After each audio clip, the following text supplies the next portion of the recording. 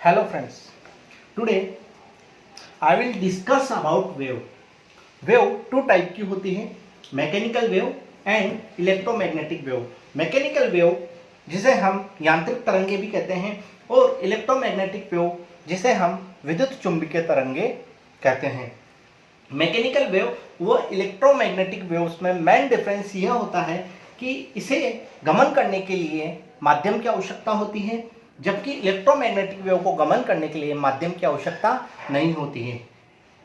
Mechanical wave जैसे ध्वनि, electromagnetic wave जैसे सनलाइट जो पृथ्वी और सूर्य के बीच में माध्यम नहीं होने पर भी पृथ्वी पर आ जाती है, गमन करती है। मैकेनिकल वेव को टू टाइप में डिवाइड किया गया है, longitudinal wave and transverse wave. अनुदैर्घ्य तरंगे और अनुप्रस्थ तरंगे।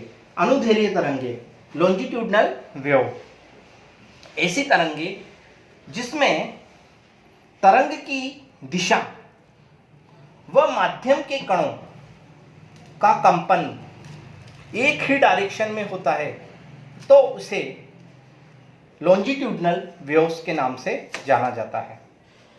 ट्रांसवर्स वेव, ट्रांसवर्स वेव को हम एक एग्जांपल से समझ सकते हैं। जब हम पानी में पत्थर डालते हैं तो पानी की तरंगे साइड में चलती है। इस तरीके से हम देखते हैं कि तरंग की दिशा व माध्यम के कणों का कंपन एक दूसरे के लंबवत होता है और एक दूसरे के लंबवत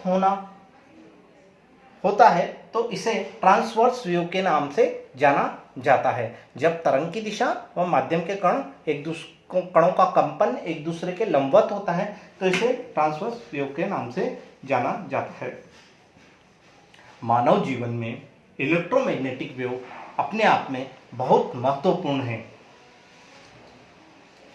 electromagnetic wave gamma, x, UV, visible, IR और रेडियो वेव होती है। इसमें केवल विजिबल जो वेव होती है वो ही हम देख सकते हैं, बाकी सभी अदृश्य होती है जो दिखाई नहीं देती है।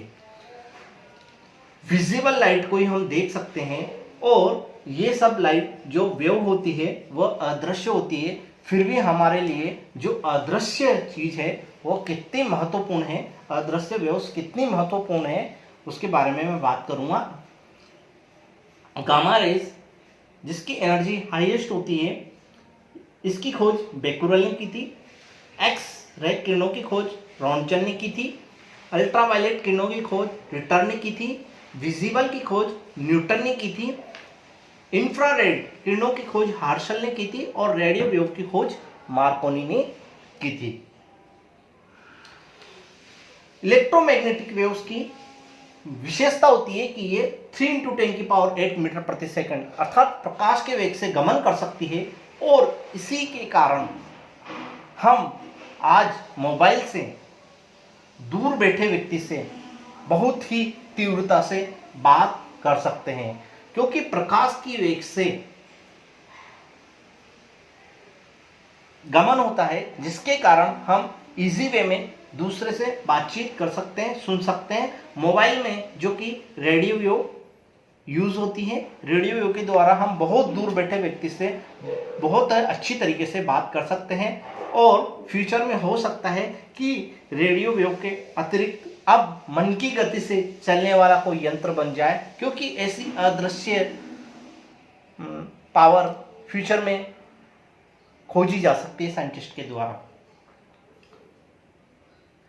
अब जैसा कि आप सब जानते हैं कि E = h होता है, तो एनर्जी जिसकी अधिक होती है उसकी फ्रीक्वेंसी भी अधिक होती है।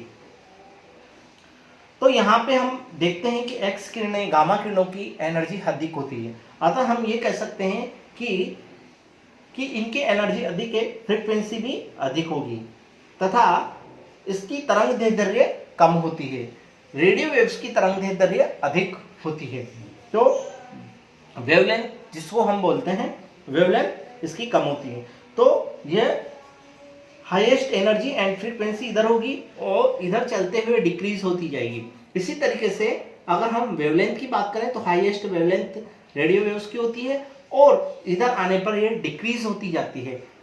ठीक है, अब मैं बात करता हूं IR इंफ्रारेड। इंफ्रारेड जो होती है, जो इसका कैमरा होता है, इसके द्वारा हॉट और कोल्ड कंडीशन का पता चलता है। कोई चीज अगर हॉट है, गर्म है, तो उसका कलर इंफ्रारेड जो कैमरा होता है उसमें ऑरेंज कलर आएगा, ऑरेंज कलर की इमेज आएगी। जबकि कोल्ड अगर कोई चीज होती है तो वह उसकी इमेज ब्लू कलर की आती है। यहाँ तक कि ह्यूमन बॉडी जो IR किरणों को उत्सर्जित करती है, इसके कारण ह्यूमन बॉडी का कलर ऑरेंज कलर का दिखाई देता है इन IR कैमरे में। इसके अलावा स्पेक्ट्रोस्कोपी में भी इसका महत्वपूर्ण योगदान है। इंफ्रारेड किरणों का स्पेक्ट्रोस्कोपी में महत्वपूर्ण योगदान है, क्योंकि स्पेक्ट्रोस्कोपी के द्वारा मॉलिक्यूल की स्ट्रक्चर के बारे में पता लगता है कि मॉलिक्यूल आइडेंटिफाई किया जाता है। विजिबल लाइट जो आप जानते हो, विबज्योर के रूप में जानते हो, और यह विजिबल लाइट ही एक ऐसी लाइट होती है जो हमें दिखाई देती है नंगी आंखों से, हम देख सकते हैं उसको, और यह 7 कलर्स जो रेनबो में होता है वह हमें दिखाई दे जाता है। नेक्स्ट मैं बात करूंगा अल्ट्रावायलेट लाइट की। यह हमारे मानव जीवन में कीटाणुओं और जीवाणुओं और रोगाणुओं को मारने के लिए भी यूज ली जाती है। अतः ये स्टरलाइज सामानों का मेडिकल फील्ड में स्टरलाइज करने के लिए यूज ली जाती है। साथ ही LED लाइट के रूप में भी इसका उपयोग किया जाता है। एक्सरे किरणों का उपयोग, क्योंकि इनकी भेदन क्षमता अधिक होती है, अतः यह हार्ड पार्टिकल, हार्ड जो ठोस वस्तुएं होती है उनका इमेज ड्रॉ कर सकती है। अतः यह एक्स किरणों का उपयोग एक्सरे मशीन के रूप में किया जाता है। इसके अलावा रेलवे स्टेशन पे जो बैग की चेकिंग की जाती है वह भी एक्सरे किरणों का उपयोग किया जाता है। इसके अलावा गामा किरणें जो होती है, वह गामा किरणें इनकी भेदन क्षमता अधिक होती है, अतः यह कोशिकाओं को भी मार सकती है। अतः इनका उपयोग कैंसर के इलाज में किया जाता है तथा रोगाणु एवं कीटाणुओं को मारने के लिए भी, और मेडिकल फील्ड के इंस्ट्रूमेंट को स्टरलाइज करने में भी इनका उपयोग किया जाता है। वैसे ये हार्मफुल होती है और DNA को डैमेज कर सकती है, अतः ह्यूमन बॉडी के लिए हानिकारक होती है। एटॉमिक बॉम्ब में भी इनका उपयोग किया जाता है। यूरेनियम जो होता है उसका नाभिक जब विस्फोट होता है तो अल्फा, बीटा और गामा किरणों का उत्सर्जन होता है। तो इस तरीके से हमने देखा वेव के टाइप्स और उनके बारे में कुछ महत्वपूर्ण जानकारी। Thank you.